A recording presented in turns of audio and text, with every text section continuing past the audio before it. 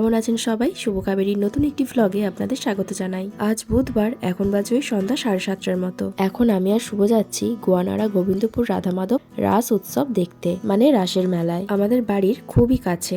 আমাদের বাড়ি থেকে মেলায় যেতে ওই 5-7 মিনিটের মতো সময় লাগে হেঁটে। রাসের মেলা তো অনেকদিন আগেই শুরু হয়ে গেছে, আগামীকাল মানে বৃহস্পতিবারই শেষ হয়ে যাবে। তাই শুভ আজকের বাড়ি আসতেই ঠিক করলাম যে আজকেই মেলা থেকে একটু ঘুরে যাই। আর তাছাড়া ঘরের কাছে মেলাতে যদি একটা দিনও না আসতে পারি তাহলে মনটাও কি ভালো লাগে বলুন। তো যাই হোক, আমরা মেলায় চলে এসেছি। আর এসেই যা দেখলাম সেটা হলো 51 পীঠের দর্শন। তো প্রথমেই দেখলাম সতীর দেহত্যাগ, তারপর দেখলাম বৈদ্যনাথ ধাম, ঝাড়খণ্ড রাজ্যের দেওঘরে অবস্থিত। এই স্থানে দেবীর হৃৎপিণ্ড পতিত হয়েছিল, আর এই দেবীর নাম দুর্গা। তারপর ছিল নাইনাতিভু, শ্রীলঙ্কার জাফনা দ্বীপে অবস্থিত। এই স্থানে দেবীর নুপুর পতিত হয়েছিল, আর দেবীর নাম ইন্দ্রাক্ষী। তারপর ছিল করবীর বা শর্করা, পাকিস্তানের করাচিতে অবস্থিত। এই স্থানে দেবীর চক্ষু পতিত হয়েছিল, আর দেবীর নাম মহিষ মর্দিনী। তারপর ছিল সুগন্ধা, বাংলাদেশের বরিশালে অবস্থিত। এই স্থানে দেবীর নাসিকা পতিত হয়েছিল, আর দেবীর নাম সুগন্ধা। তারপর ছিল অমরনাথ, ভারতের কাশ্মীরে অবস্থিত। এই স্থানে দেবীর কণ্ঠ পতিত হয়েছিল, আর দেবীর নাম মহামায়া। তারপর ছিল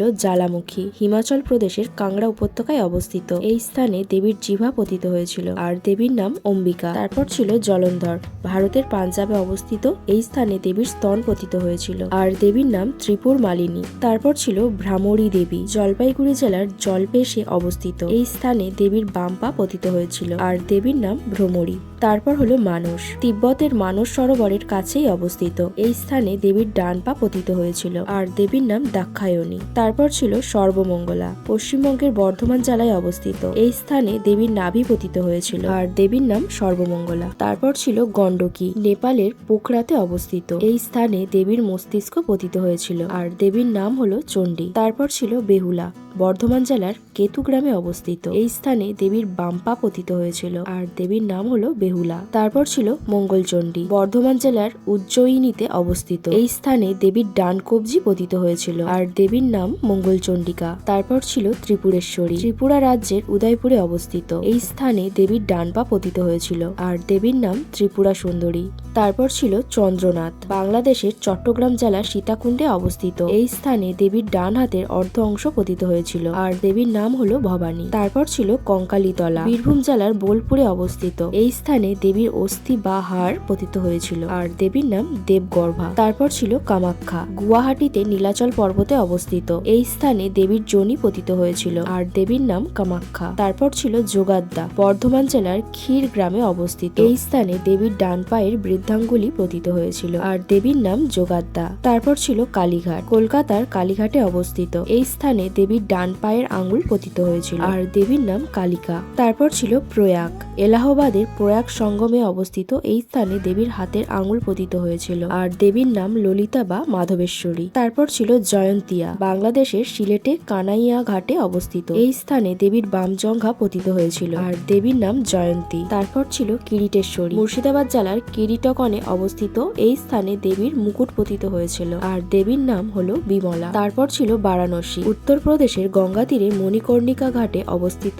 এই স্থানে দেবীর কানের দুল পতিত হয়েছিল, আর দেবীর নাম বিশালক্ষী। তারপর ছিল কন্যাকুমারী, তামিলনাড়ুতে কন্যাকুমারী মন্দিরে অবস্থিত। এই স্থানে দেবীর পিঠ পতিত হয়েছিল, আর দেবীর নাম সর্বাণী। তারপর ছিল বর্তমান কুরুক্ষেত্র, হরিয়ানা রাজ্যের বর্তমান কুরুক্ষেত্রে অবস্থিত। এই স্থানে দেবীর গোড়ালির হাড় পতিত হয়েছিল, আর দেবীর নাম সাবিত্রী। তারপর ছিল মণিবদ্ধ, রাজস্থানের পুষ্করে অবস্থিত। এই স্থানে দেবীর দুই হাতের বালা পতিত হয়েছিল, আর দেবীর নাম গায়ত্রী। তারপর ছিল শ্রীশৈল বা মহালক্ষ্মী, বাংলাদেশের সিলেটের জৈনপুরে অবস্থিত। এই স্থানে দেবীর গলা পতিত হয়েছিল, আর দেবীর নাম মহালক্ষ্মী। তারপর ছিল কালমাধব, মধ্যপ্রদেশের অমরকণ্টকে অবস্থিত। এই স্থানে দেবীর বাম নিতম্ব পতিত হয়েছিল, আর দেবীর নাম কালী বা ভদ্রকালী। তারপর ছিল সন্দেশ, মধ্যপ্রদেশের অমরকণ্টকে অবস্থিত। এই স্থানে দেবীর ডান নিতম্ব পতিত হয়েছিল, আর দেবীর নাম নর্মদা। তারপর ছিল রামগিরি, উত্তরপ্রদেশের চিত্রকূটে অবস্থিত। এই স্থানে দেবীর ডান স্তন পতিত হয়েছিল, আর দেবীর নাম ত্রিবাণী। তারপর ছিল বৃন্দাবন, উত্তরপ্রদেশে বৃন্দাবনে অবস্থিত। এই স্থানে দেবীর কেশগুচ্ছ পতিত হয়েছিল, আর দেবীর নাম উমা। তারপর ছিল সুচিতীর্থম, তামিলনাড়ু রাজ্যে অবস্থিত। এই স্থানে দেবীর উপরের দাঁত পতিত হয়েছিল আর দেবীর নাম নারায়ণী। তারপর ছিল গুহেশ্বরী, নেপালের কাঠমান্ডুতে অবস্থিত।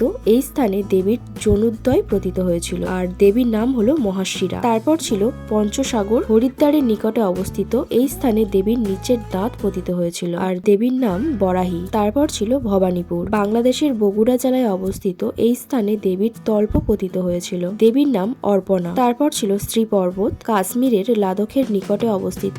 এই স্থানে দেবীর ডান পায়ের নূপুর পতিত হয়েছিল আর দেবীর নাম শ্রী সুন্দরী। তারপর ছিল বর্গভীমা, পূর্ব মেদিনীপুরে তমলুকের নিকটে অবস্থিত। এই স্থানে দেবীর বাম পায়ের নূপুর পতিত হয়েছিল আর দেবীর নাম হলো কপালী বা ভীমরূপ। তারপর ছিল প্রভাস, গুজরাটের জুনাগড়ে অবস্থিত। এই স্থানে দেবীর পাকস্থলী পতিত হয়েছিল আর দেবীর নাম চন্দ্রভাগা। তারপর ছিল ভৈরব পর্বত, মধ্যপ্রদেশের উজ্জয়িনীতে অবস্থিত। এই স্থানে দেবীর উপরের ওষ্ঠ পতিত হয়েছিল আর দেবীর নাম অবন্তী। তারপর ছিল বাণী, মহারাষ্ট্রের নাসিকে অবস্থিত। এই স্থানে দেবীর চিবুক পতিত হয়েছিল আর দেবীর নাম ভ্রামরী। তারপর ছিল কোটিলিঙ্গেশ্বর, অন্ধ্রপ্রদেশের রাজামন্দ্রিতে অবস্থিত। এই স্থানে দেবীর গাল পতিত হয়েছিল আর দেবীর নাম বাখিনী বা বিশ্বেশ্বরী। তারপর ছিল বিরাট, রাজস্থানের ভরতপুরে অবস্থিত। এই স্থানে দেবীর বাম পায়ের আঙুল পতিত হয়েছিল আর দেবীর নাম অম্বিকা। তারপর ছিল রত্নাবলী, পশ্চিমবঙ্গের হুগলি জেলায় অবস্থিত। এই স্থানে দেবীর ডান স্কন্ধ বা কাঁধ পতিত হয়েছিল আর দেবীর নাম কুমারী। তারপর ছিল মিথিলা, ভারত ও নেপাল সীমান্তে জনকপুরে অবস্থিত। এই স্থানে দেবীর স্কন্ধ বা কাঁধ পতিত হয়েছিল আর দেবীর নাম হলো উমা। তারপর ছিল নলহাটেশ্বরী, বীরভূম জেলায় অবস্থিত। এই স্থানে দেবীর শ্বাসনালী পতিত হয়েছিল আর দেবীর নাম কালিকা। তারপর ছিল কর্ণার, হিমাচল প্রদেশে কাংড়া উপত্যকায় অবস্থিত। এই স্থানে দেবীর উভয় কর্ণ পতিত হয়েছিল আর দেবীর নাম জয় দুর্গা। তারপর ছিল বক্রেশ্বর, পশ্চিমবঙ্গের বীরভূম জেলায় অবস্থিত। এই স্থানে ভ্রুযুগলের মধ্যবর্তী অংশ পতিত হয়েছিল আর দেবীর নাম হলো মহিষমর্দিনী। তারপর ছিল যশোরেশ্বরী, বাংলাদেশের সাতক্ষীরা জেলায় অবস্থিত।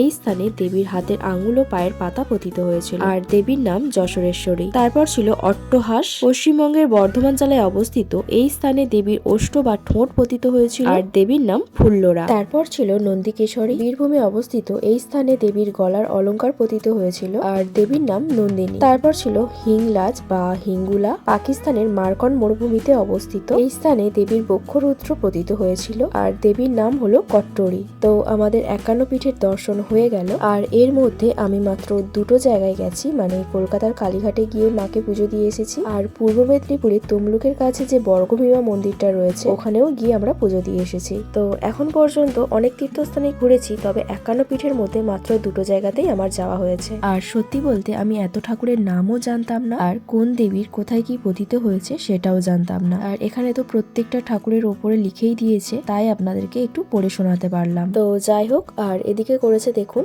আমরা ছোটবেলায় পড়েছিলাম, মনে আছে রবীন্দ্রনাথ ঠাকুরের সেই কবিতাটা হাট, তো সেটাই এখানে পুরোটা দেখিয়েছে। কুমোর পাড়ার গরুর গাড়ি, বোঝাই করা কলসি হাড়ি, গাড়ি চালায় বংশী বদন, সঙ্গে যে যায় ভাগ্নে মদন। হাট বসেছে শুক্রবারে বক্সিগঞ্জের পদ্মা পাড়ে, জিনিসপত্র জুটিয়ে এনে গ্রামের মানুষ বেচে কেনে। উচ্ছে বেগুন পটল মূলো, বেতের বোনা ধামাকুলো, সর্ষে ছোলা ময়দা আটা, শীতের র্যাপার নকশা কাটা, ঝাঁঝরি করা বেরি হাতা, শহর থেকে সস্তা ছাতা, কলসি ভরা এখো গুড়ে, মাছি যত বেড়ায় উড়ে, খড়ের আটি নৌকা বেয়ে আনলো ঘাটে চাষির মেয়ে, অন্ধকানাই পথের পরে গান শুনিয়ে ভিক্ষে করে, পাড়ার ছেলে স্নানের ঘাটে জল ছিটিয়ে সাঁতার কাটে। তো এই পুরোটাই কিন্তু দারুণ করেছে বলুন। তারপর এদিকে করেছে দুর্গার সংসার, তো সব মিলিয়ে বেশ ভালোই হয়েছে। আর এটা নিয়ে আমাদের এখানে 3 বছর রাসমেলা হচ্ছে। আর এদিকে দেখুন সব ছোট ছোট বাচ্চারা কত সুন্দর খেলা করছে। আর এখানে দাঁড়িয়ে দাঁড়িয়ে আমি আর শুভ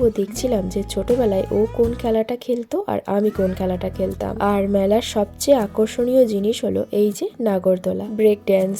গত বছর এই দুটোই চড়েছিলাম। নাগরদোলাটা গত বছরেই প্রথম চড়েছিলাম আর ওটাই শেষ, আর কখনোই ওটাতে চড়বো না, কারণ ওটাতে আমার প্রচন্ড ভয় লাগছিল। আর ব্রেক ড্যান্সটা তো মোটামুটি অনেকবারই চড়েছি, আর গত বছরের ড্রাগন ট্রেনটাও চড়েছিলাম, কিন্তু এবছর আর ইচ্ছা করছে না কোনোটাতেই উঠতে। আর মেলায় এলেই আমাদের চোখ পড়ে কাঁচের জিনিসপত্রের ওপর। তো শুভর এই ছোট কাঁচের প্লেটটা পছন্দ হয়েছে, গত বছর দুটো কাঁচের কাপ নিয়েছিলাম, তো তার জন্যই এখন দুটো কাঁচের প্লেট নেওয়া হচ্ছে। তারপর আমরা এদিক ওদিক ঘোরাঘুরি করে চলে এসেছিলাম একটা ঘুগনি দোকানে, আর ওখান থেকে নিয়েছিলাম দুজনের 2 প্লেট ঘুগনি, যেটা খেতে খুব একটা ভালো ছিল না। আমার মনে হয় এই দাদাটা নতুন দোকান দিয়েছে, তাই ঘুগনিটা ঠিক বানাতে পারেন। আর এবছরে না অনেক দোকান কম বসেছে গত বছরের তুলনায়, আর হবে নাই বা কেন। এনাদের কাছ থেকে যে হারে সব চাঁদা নেয় সেটা দেওয়াটাও সবার পক্ষে সম্ভব হয় না, আর বেচা কেনাটাও তো তেমন ভাবে হয় না। যাই হোক, এদিক ওদিক ঘুরতে ঘুরতে দুজনে ফুচকাও খেয়ে নিয়েছি, আর এখন খাচ্ছি পাপড়ি চাট। পাপড়ি চাটটাও মোটামুটি খেতে ছিল।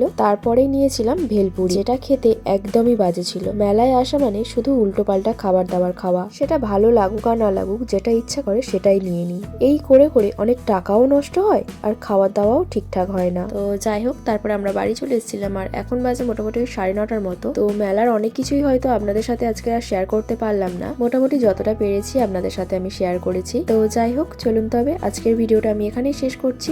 আপনারা সবাই ভালো থাকবেন, সুস্থ থাকবেন, দেখা হচ্ছে আবার পরের ভিডিওতে। আর আমার ভিডিওগুলো যদি আপনাদের ভালো লেগে থাকে তাহলে প্লিজ আমার চ্যানেলটিকে সাবস্ক্রাইব করে নোটিফিকেশনটা অল করে রাখবেন। আর ভিডিওটি যদি ভালো লেগে থাকে তাহলে একটা লাইক করে দেবেন। চলুন আজকের মতো টাটা, দেখা হচ্ছে আবার খুব তাড়াতাড়ি পরের একটি ভিডিওতে।